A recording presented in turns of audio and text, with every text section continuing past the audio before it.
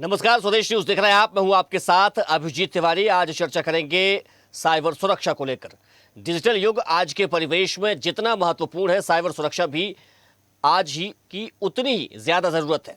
ऐसे में डिजिटल युग में डेटा सुरक्षा किसी भी सरकार के लिए सुशासन और नागरिकों के विश्वास का महत्वपूर्ण आधार है। यही वजह है कि मध्य प्रदेश में राज्य डेटा सुरक्षा को मजबूत बनाने की पहल लगातार की जा रही है। इसी क्रम में मुख्यमंत्री डॉक्टर मोहन यादव ने भोपाल स्थित कुशाभाऊ ठाकरे सभागार में आयोजित राज्य डेटा के लिए साइबर सुरक्षा फ्रेमवर्क को सुदृढ़ बनाने विषय पर विभागीय परामर्श कार्यशाला का शुभारंभ किया। इस पहल का उद्देश्य सरकारी डेटा की सुरक्षा बढ़ाना, साइबर खतरों से बचाव करना तथा डिजिटल शासन प्रणाली को और ज्यादा मजबूत एवं विश्वसनीय बनाना है।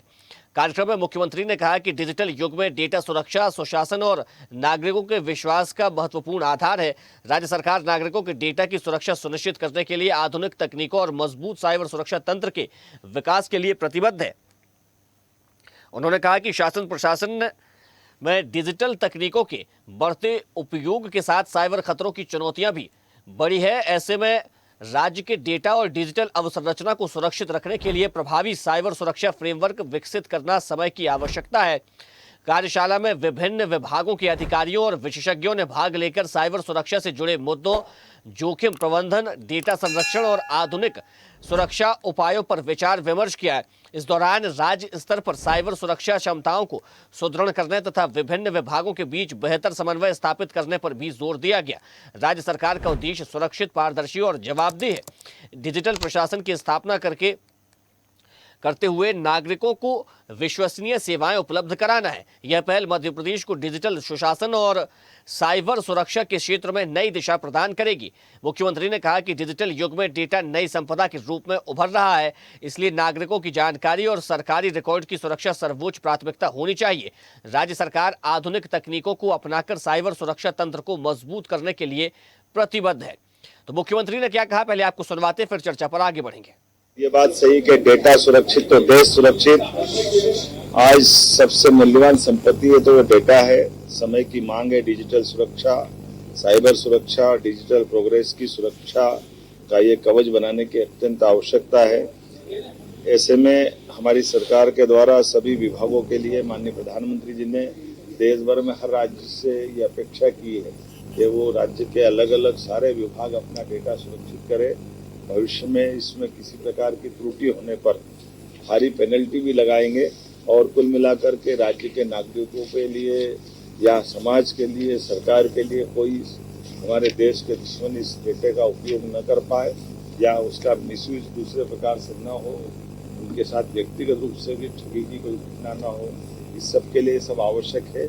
इसलिए आज हमने घोषणा की है, मध्य प्रदेश सरकार मध्य प्रदेश के महू में military college of telecommunication engineering एवं शैक्षणिक संस्थानों के सहयोग से साइबर सिक्योरिटी रिसर्च सेंटर बनाने जा रही है, जिसके माध्यम से साइबर सुरक्षा अनुसंधान, नवाचार और कौशल विकास की दिशा में ये रिसर्च सेंटर एक महती भूमिका अदा करेगा।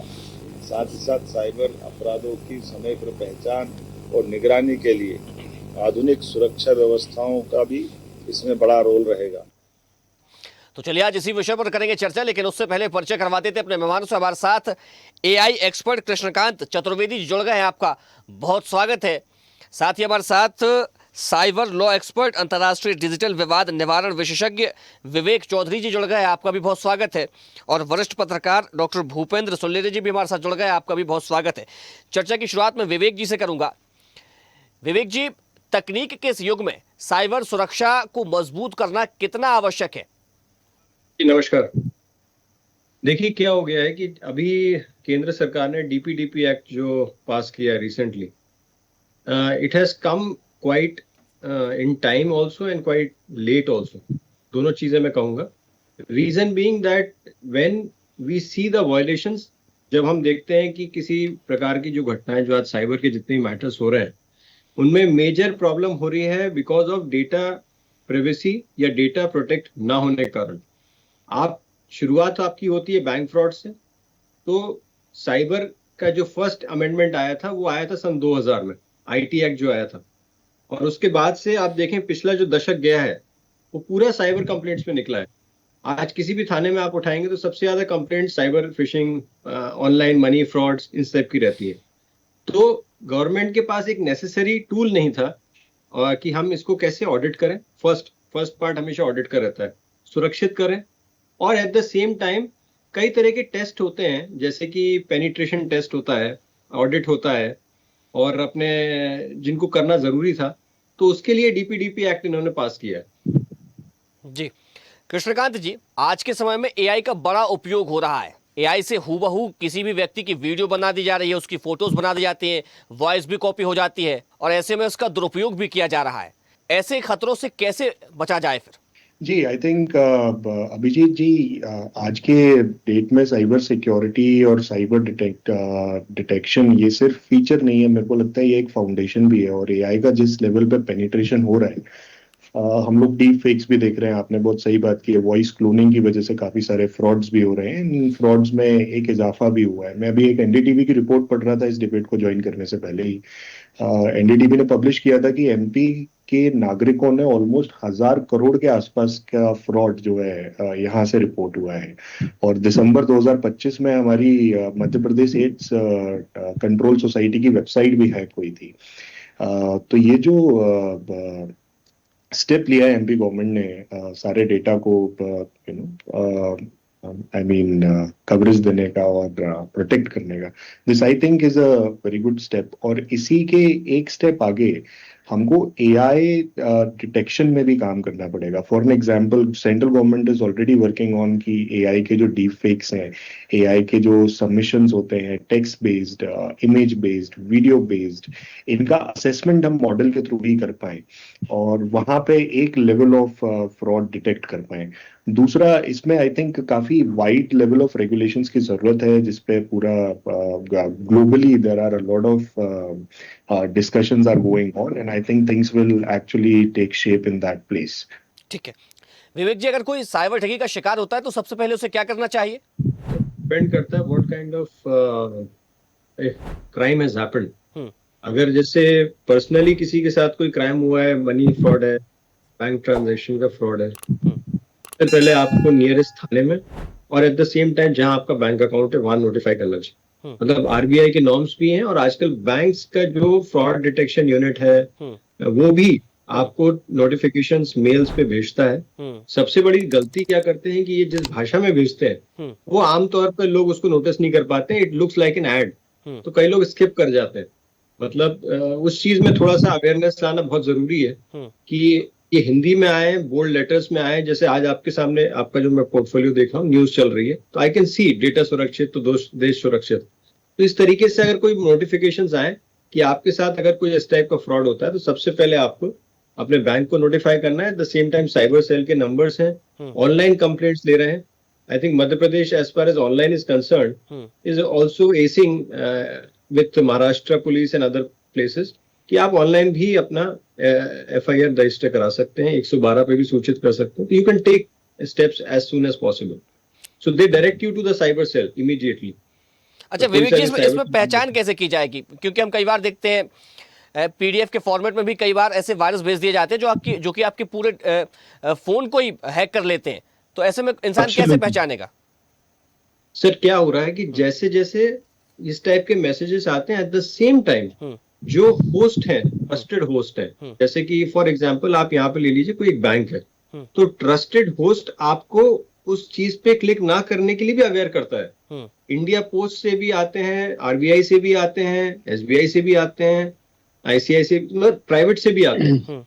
तो होस्ट खुद ही आपको इतना एजुकेट करने के लिए बैठा हुआ है, उनकी पूरी पूरी यूनिट्स इस पे काम कर रही है। बस जो तरीका है वो थोड़ा सा ऐसा है कि आपके लिए और मेरे लिए स्वाभाविक नहीं है कि फॉर एग्जाम्पल एसएमएस में आ गया और हम जी रहे हैं व्हाट्सएप की दुनिया में, तो एसएमएस आदमी खोल के नहीं देखता है कि उसमें बल्क कई बार आते हैं। तो मैसेजेस तो आ रहे हैं, आप अगर अपना फोन आज चेक करेंगे तो आपको 1000 मैसेज मिलेंगे कि आपको इस पे क्लिक नहीं करना है, इस पे ये नहीं करना है, इस पे ये नहीं करना है। तो अवेयरनेस के लिए कहीं और जाने की जरूरत नहीं है, आपके फोन में ही आपकी अवेयरनेस है। अगर आप ईमेल यूज कर रहे हैं, व्हाट्सएप यूज कर रहे हैं, एसएमएस आप नियमित देख रहे हैं, तो it's there, everything is there and it's pretty simple.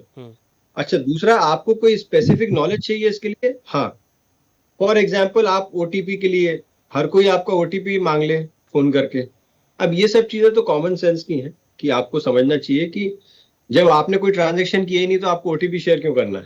हम्म, कई मेरे पास केसेस आते हैं, मैं पिछले 15 साल से साइबर प्रैक्टिस कर रहा हूँ, बोले सर हमारे पास तो ओटीपी के लिए फोन आया था, हमने ओटीपी दे दिया। तो आपने ओटीपी दिया क्यों? उन्होंने, तो ये सब चीजें इंपॉर्टेंट होती हैं जो आपको देखना चाहिए। उन्होंने कहा सर, एक केस आया था, उन्होंने कहा साहब गैस स्टेशन से फोन आया था एलपीजी वाले कि वो ओटीपी आएगा तो आप दे दीजिएगा तो आपकी टंकी आ जाएगी। इतने में फ्रॉड हो गया वो। तो इस तरह के इंसिडेंट्स भी होते रहते हैं, बट हम लोग काफी आगे बढ़ चुके हैं। यानी कि लोगों का अवेयर होना बहुत ज्यादा इंपॉर्टेंट है। ठीक है, मैं आऊंगा हाँ, आपके पास। एग्जैक्टली ठीक है, एग्जैक्टली। डॉक्टर भूपेंद्र सुनलेरी जी, मुख्यमंत्री डॉक्टर मोहन यादव ने साइबर सिक्योरिटी रिसर्च सेंटर बनाने का ऐलान किया है, घोषणा की है। क्या लगता है इसकी स्थापना के बाद जो ये साइबर हमले होते हैं उनको नाकाम करने में कितनी मदद मिलेगी? देखिए अभिजीत जी, आज का जो समय है और जिस तरह से मोहन सरकार ने आज राज्य डेटा के लिए साइबर सुरक्षा फ्रेम सुदृढ़ बनाने के लिए, उसके एक सुरक्षा देने के लिए जो कार्यशाला आयोजित की गई, उस पहल का स्वागत किया जाना चाहिए, क्योंकि ये डिजिटल का पीरियड है। यह एक प्रशासनिक कार्यशाला न होकर एक डिजिटल युग की सबसे बड़ी आवश्यकता है। डेटा सुरक्षा और नागरिक विश्वास, ये दो एक रिलेटिव पॉइंट हैं। जब डेटा सुरक्षित होगा तो नागरिक का विश्वास भी बढ़ेगा, और इसकी दिशा में महत्वपूर्ण कदम ये इस तरह की कार्यशालाओं से, और सबसे मेन फैक्टर ये है कि जागरूकता ही इन चीजों से सुरक्षित कर सकती है। जिस तरह से हम पुराने समय में देखते थे कि डेटा संसाधन आज के समय, पहले औद्योगिक भूमि हो या खनिज हो, उसकी पूंजी अपन मानते थे कि वह एक पूंजीगत चीज है, लेकिन आज के डिजिटल युग में सबसे मूल्यवान व्यक्ति का रिकॉर्ड, चाहे आधार बेस्ड रिकॉर्ड हो, चाहे वो उसकी स्वास्थ्य संबंधी जानकारी हो, चाहे सरकारी योजनाओं से लाभान्वित होने वाली योजनाएं हो, वो सारी योजनाएं प्रशासनिक जो डिजिटल स्वरूप में दी जाती हैं। आज सारा चीजें डिजिटल स्वरूप में है। इनकी सुरक्षा केवल तकनीक बेसिस की बल्कि सुशासन के रूप में ही पूरी की जा सकती है। और सुशासन के रूप में कैसे की जा सकती है?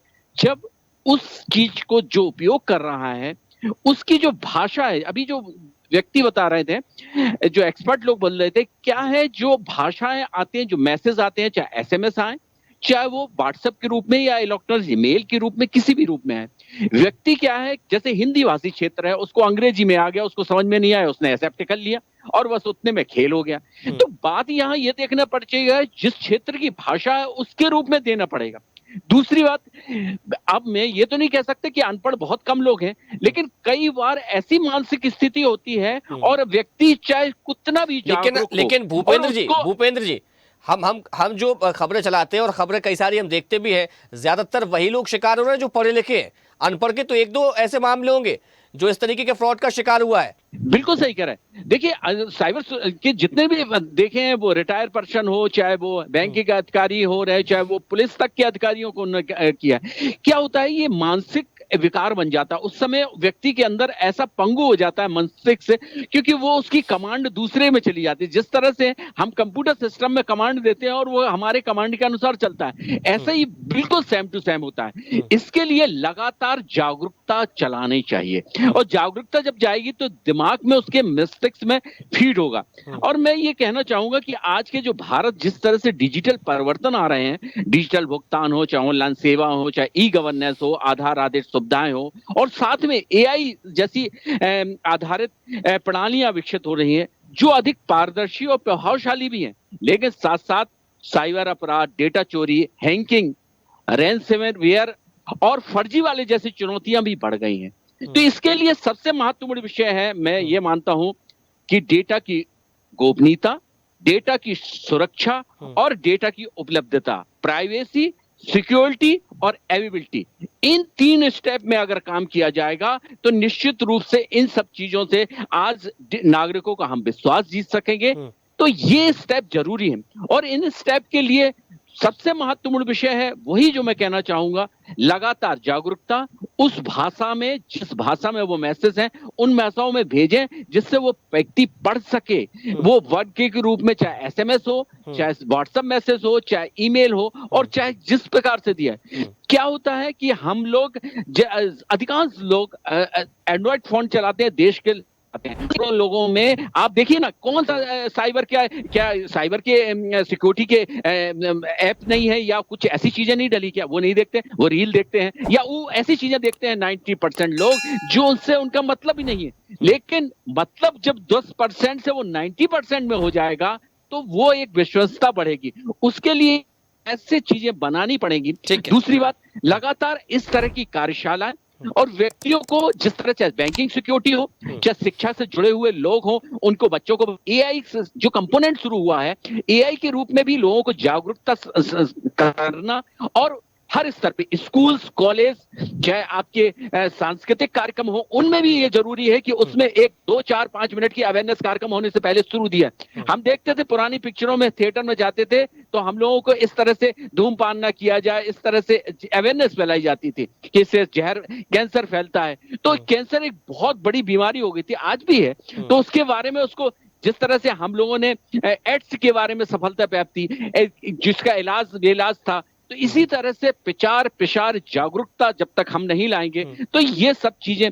दूसरी बात, सबसे महत्वपूर्ण बात मैं आपको कहना चाहेंगे, साइबर सुरक्षा ऑडिट नियमित व्यवस्था होनी चाहिए, ऑडिट की व्यवस्था होनी चाहिए।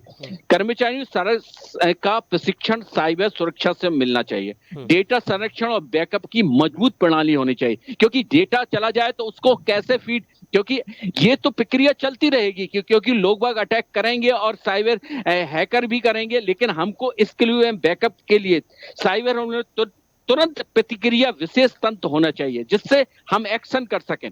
कितने जो एआई आधारित है उसकी निगरानी प्रणाली भी उससे रूप में विकसित करनी चाहिए। ठीक है। नागरिकों को सबसे महत्वपूर्ण है जागरूकता फैलानी चाहिए। बिल्कुल, जागरूकता अभिजीत बड़ी आवश्यक है। ठीक है कृष्णकांत जी, साइबर सुरक्षा की दिशा में एआई किस तरह से अपनी भूमिका निभा रहा है और क्या भूमिका निभाई जा सकती है? अभिजीत जी, मुझे पर्सनली ऐसा लगता है कि साइबर फ्रॉड्स के दो लेवल हैं अगर हम देखें तो। या तो सो बेसिकली अर्जेंसी क्रिएट की जाती है जिसकी वजह से फ्रॉड होता है अमंग कॉमन पीपल। वो अर्जेंसी या तो फियर रिलेटेड हो सकती है या फिर कोई लालच से रिलेटेड हो सकती है कि आपको ये मिल जाएगा, अभी ये कर दीजिए। ये दो ही पैटर्न्स है। तो फंडामेंटली जो फ्रॉड का कारण है वो सेम है। एआई इसको ट्रिगर भी कर रहा है। On the other and side AI के ऐसे डिटेक्शन मॉडल्स भी हैं जो इसको फ्लैग भी कर सकते हैं। Multi factor authentication, dual factor authentication तो हम लोगों ने ऑलरेडी किया हुआ है ही, लेकिन अगर हम ये दो इमोशन से बाहर निकल के, जैसा भूपेंद्र जी ने शेयर किया कि एक्चुअली बहुत लार्ज स्केल अवेयरनेस की जरूरत है, तो AI can also help in that particular awareness. But उसको हम लोग इम्प्लीमेंट कैसे करें वो देखना पड़ेगा। लेकिन डिटेक्शन लेवल पे AI can play a very pivotal role कि डिटेक्ट हम लोग कर पाए कि this is a flagged message और नो। फ्लैगिंग की जा सकती है, उसको रोका नहीं जा सकता because of various reasons, but flagging की जा सकती है, एक लेवल वहां पे देखा जा सकता है। प्लस ये जो लार्ज स्केल अवेयरनेस प्रोग्राम्स हैं, इसमें भी AI can play a really really pivotal role. आज की डेट में जैसा विजय सर ने बात की, अब विवेक सर ने बात की थी कि language is a very primary motive for these frauds, right, और मीन फॉर दीज फ्रॉड्स। कि कोई हिंदी में अगर उसके पास इंग्लिश में मैसेज आता है तो नहीं समझ में आता है। AI can actually solve these problems not even in languages. अब तो डायलैक्ट्स में भी हम लोग उस अवेयरनेस को ड्राइव कर सकते हैं। आई थिंक डिटेक्शन लेवल पे और आउटरीच लेवल पे ये दो ऐसे लेवल्स हैं जहां पे AI can actually play a really really pivotal role. तीसरी चीज जो है, जो मैं शायद प्रेडिक्ट करता हूँ, which I have actually gone through also, जैसे हमने GCC का एक इकोसिस्टम बनाया है एमपी में, ग्लोबल कैपेबिलिटी सेंटर्स का, उसी तरीके से there will be multiple opportunities for security operation centre which is एसओसीज। एसओसीज already काफी ट्रिगर हो रहे हैं। There are policies that are coming up globally for this. और मुझे लगता है कि एमपी गवर्नमेंट में हमको भी और ऑफिशियल्स को इसके बारे में अभी सोचना शुरू करना चाहिए। एसओसीज के थ्रू अगर हमारे पास में उस लेवल के एसओसीज अगर एमपी में होंगे so that can actually support the government at a really at a foundation level on the security, the audit part of it also. So ये तीन levels में मेरे हिसाब से AI can actually support this. ठीक है विवेक जी, कई बार हम देखते हैं जब हम बहुत सारे ऐसे ऐप्स होते हैं, हम जब डाउनलोड करते हैं तो डेटा एक्सेस के लिए वो परमिशन मांगते हैं, जबकि जैसे कई सारे जो ऐप्स होते हैं वो आपके कॉन्टैक्ट डिटेल्स मांगते हैं, कैमरा की परमिशन मांगते हैं, आपके फोटोज़ और वीडियोस की परमिशन मांगते हैं, जबकि उन पर्टिकुलर ऐप्स के लिए ऐसी कोई भी आवश्यकता नहीं है, मतलब इनके बिना भी उसका काम चल जाएगा। तो क्या इसके लिए भी एक अगर कानून आ जाए, क्योंकि इससे भी क्या जो हमारी सिक्योरिटी है, साइबर सिक्योरिटी, वो प्रभावित होती है? सर वो ऑप्शनल रहता है, उसमें लिखा रहता है कि इट्स ऑप्शनल। उनको रिक्वायरमेंट आपके गैलरी की नहीं है तो उसमें ऑप्शन लिखा है, उनको रिक्वायरमेंट ऑडियो एक्सेस की नहीं है तो ऑप्शनल रहता है। तो वो चीज अपने को उस समय देखना चाहिए। हम इतने क्या होता है इंस्टेंट रहते हैं, हमें इतना क्विक करना चाहते हैं चीजों को कि okay okay okay okay press कर देते हैं फटाफट। आप किसी को भी देखना अपने ऑफिस में, अपने घर में, जब भी वो कोई चीज डाउनलोड कर रहा होता है, he doesn't have the patience कि वो पूरा बफर करे चीज को और देखे कि क्या क्यों परमिशन चाहिए, उसमें रीजन आप देख लो। तो वो चीज जैसा भूपेंद्र सर ने भी बोली, इट्स जस्ट अबाउट अवेयरनेस। और अभी क्या हो रहा है, जैसे आप देखो गवर्नमेंट, आपका जो आज टॉपिक है डिजिटल सुरक्षा, व्हाई वाज इट इम्पोर्टेंट? आप समग्र पोर्टल क्रिएट कर दिया, आपने हेल्थ डेटा एक्यूमुलेट कर दिया, आपने लैंड रिकॉर्ड्स पूरे के पूरे डिजिटाइज कर दिए। अब इनसे रिलेटेड फ्रॉड्स अब आपको देखने को मिलेंगे। A new era of digital frauds is yet to come to MP. और it's very important that people like Bhupen ji, Krishnakant and me all should work with the government because we have been working independently. अभी तक हम स्वतंत्र रूप से कार्य कर रहे थे, उन लोगों के लिए कर रहे थे जो बेचारे शिकार हुए हैं। अब हमें इस रूप में कार्य करना है कि इसको रोकना कैसे है। बिल्कुल, टेक्निकल टीम तो एक तरफ रहती है, ऑपरेशनल टीम एसओसीज की बात करी उन्होंने, स्पेशल सेंटर होना चाहिए ऑपरेशंस के, और डिस्ट्रिक्ट लेवल सिक्योरिटी ऑफिसर्स भी अपॉइंट हो जाएंगे फ्यूचर में आपको। पर ये सब कब होगा? जब घटना हो जाएगी। तो मेरा ये कहना है कि जब अब हम प्री लिटिगेशन की एरा में रह रहे हैं, मेरा ऑफिस आज मेरे सीनियर को 53 साल हो गए वकालत करते हुए। आज मेरा काम 50% प्री लिटिगेशन का है कि कैसे आपको लिटिगेशन में ना जाना पड़े। अच्छा डॉक्टर वही होता है कि आपको उसके पास ना जाना पड़े वाली स्थिति पैदा कर दो। तो हम जब एमपी हाईकोर्ट को देखते हैं तो डिजिटाइजेशन का जो era justice Sanjeev Sachdeva, justice Kalgaonkar साहब, जस्टिस खानविलकर साहब लेके आए हैं, we are at top in the country, number 1 पे as far as the operations is concern. तो एट द सेम टाइम हम गवर्नमेंट को भी अपलिफ्ट करें इसी तरीके से। ठीक। तो गवर्नमेंट अपलिफ्ट कब होगी? जब हम जैसे प्लेयर्स, आप गवर्नमेंट हमारे से कंसल्टेंसी लेगी, हमें इनकॉर्पोरेट करेगी, हमसे काम करो। Simple as that. ठीक है, विवेक जी आपको रोकना चाहूंगा, समय हो गया, इस चर्चा को यही विराम देना पड़ेगा। हमारे साथ जुड़ने के लिए विवेक जी आपका बहुत शुक्रिया, कृष्णकांत जी आपका बहुत धन्यवाद और भूपेंद्र जी आपका भी बहुत शुक्रिया।